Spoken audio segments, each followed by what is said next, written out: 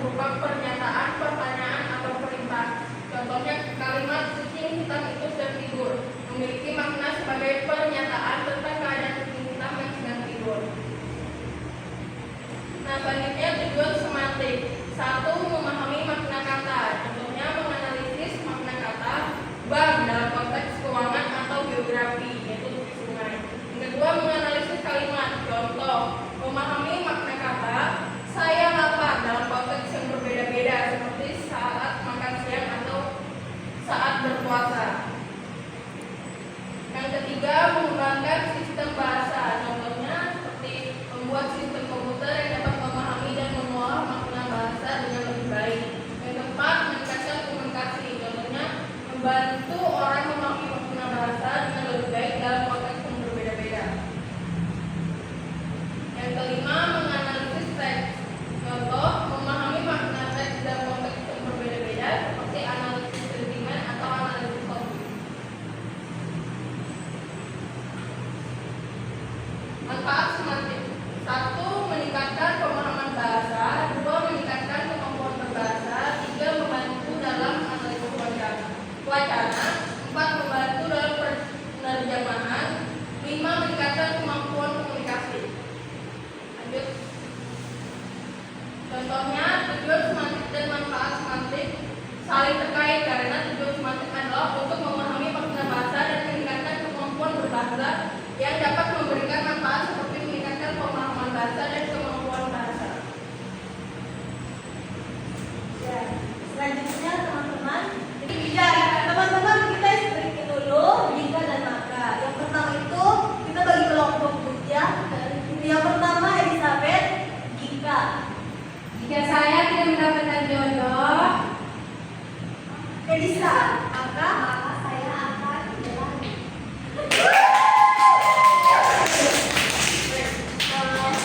Pero, jika saya terjatuh, Alen, maka saya melebarkan rumah.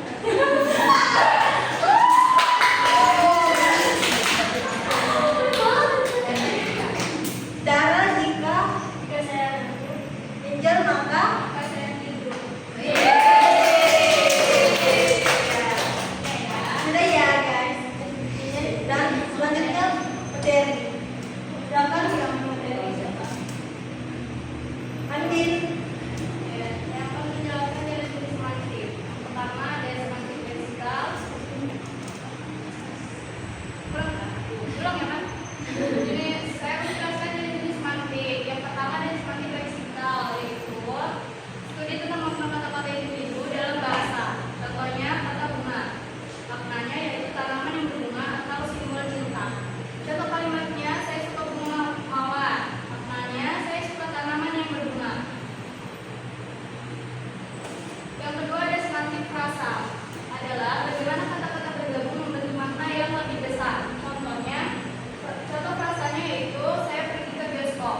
Maknanya kegiatan menonton film. Contoh kalimatnya saya pergi ke bioskop untuk menonton film. Maknanya yaitu saya melakukan kegiatan menonton film. Yang ketiga adalah semantik kontekstual, yaitu studi tentang bagaimana makna kata atau ungkapan dipengaruhi oleh konteks di sekitarnya. Contohnya yaitu kata panas bisa berarti suhu tinggi atau cuaca hari ini panas. Bisa juga emosi marah, yaitu dia sedang panas karena kesal. Makna katanya panas yaitu makna kata panas yaitu berbeda tergantung pada konteksnya. Yang keempat dari semantik formal, yaitu studi makna bahasa dengan pendekatan logis dan terstruktur untuk memahami makna dengan lebih akurat. Contohnya, semua buku di perpustakaan ada di rak. Lalu buku itu ada di perpustakaan. Lalu ada makna buku itu ada di rak. 5. Semantik kognitif adalah studi tentang bagaimana manusia memahami dan mempresentasikan makna bahasa dalam pikiran mereka. Contoh katanya itu ibu, tidak hanya berarti orang tua, perempuan, tapi juga menjadi makna emosional seperti penyayang, peduli, dan kasih sayang berdasarkan pengalaman kita dari ibu kita sendiri.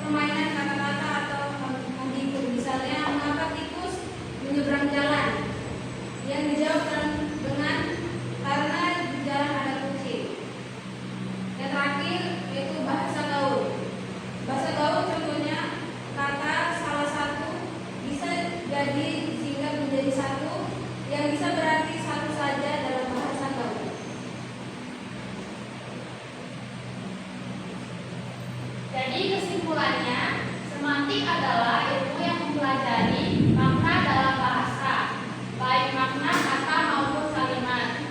Semantik membantu kita memahami arti sebenarnya dari suatu ujaran, memperhatikan konteks serta mengenali hubungan antar kata. Tujuannya adalah agar komunikasi menjadi lebih jelas dan tidak menimbulkan salah paham sedikit teks isi. Ya. Ya. Terima kasih atas perhatian teman-teman. Semua kami berharap informasi yang telah diberikan disampaikan atau memberikan wawasan dan inspirasi. Mari kita bersama-sama menerapkan ide-ide ini untuk mencapai tujuan yang lebih besar. Jika ada pertanyaan atau diskusi lebih lanjut, kami dengan senang hati akan menjawabnya. Sekali lagi, terima kasih dan selamat melanjutkan aktivitas. Ada yang mau bertanya? Silahkan. Ya, silahkan. Ada yang mau bertanya?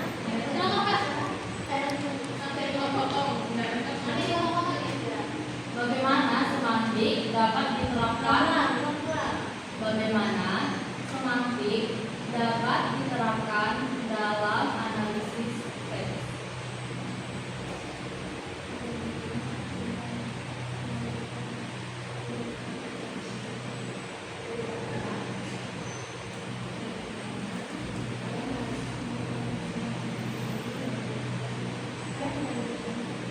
Ada yang mau lagi bertanya? Silahkan. Kalau nggak ada, kita langsung jawab ya. Ya, silakan menjawab. Jadi pertanyaannya dari kelompok Tidak. kelompok 3. Jadi semantik dapat diterapkan dalam analisis teks dengan beberapa cara. Yang pertama, menganalisis makna kata dan frasa. Semantik membantu memahami makna kata dan frasa dalam konteks tertentu sehingga dapat mengidentifikasi nuansa makna dan implikasinya. Nah, yang kedua, mengidentifikasi hubungan antar konsep. Semantik dapat membantu mengidentifikasi hubungan antar konsep dan ide dalam teks sehingga dapat memahami struktur makna dan logika argumen. Yang ketiga, menganalisis ambiguitas dan ketidakjelasan. Semantik dapat membantu mengidentifikasi ambiguitas dan ketidakjelasan dalam teks. Nah, yang keempat, mengidentifikasi ton dan sentimen. Semantik dapat membantu mengidentifikasi ton dan sentimen dalam teks. Nah, yang terakhir kelima, menganalisis struktur naratif. Semantik dapat membantu menganalisis struktur naratif dalam teks sehingga dapat memahami bagaimana penulisan, pembangunan cerita dan menyampaikan makna.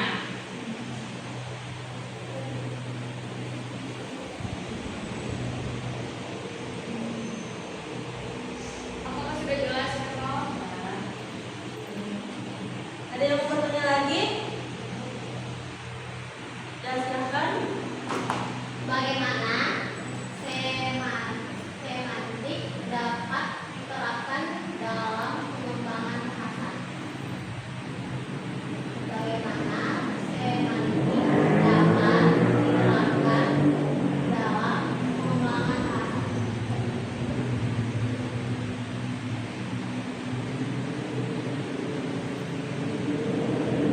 Kita langsung jawab ya, dari belakang. Semantik dapat diterapkan dalam pengembangan bahasa dengan beberapa cara. Yang pertama, pengembangan kamus dan leksikon. Yaitu semantik dapat membantu dalam pembangunan kamus dan leksikon yang lebih akurat dan komprehensif dalam memahami makna dan makna kata dan frasa. Yang kedua, ada penerjemahan bahasa, yaitu semantik dapat membantu dalam penerjemahan bahasa dalam memahami nuansa makna dan konteks yang tepat. Yang ketiga, pengembangan sistem pencarian, yaitu semantik dapat membantu dalam pengembangan sistem pencarian yang lebih efektif dengan memahami makna query dan dokumen yang relevan. Yang keempat, pengembangan chatbot atau asisten virtual, yaitu semantik dapat membantu dalam pengembangan chatbot dan asisten virtual yang lebih cerdas dan dapat memahami makna dan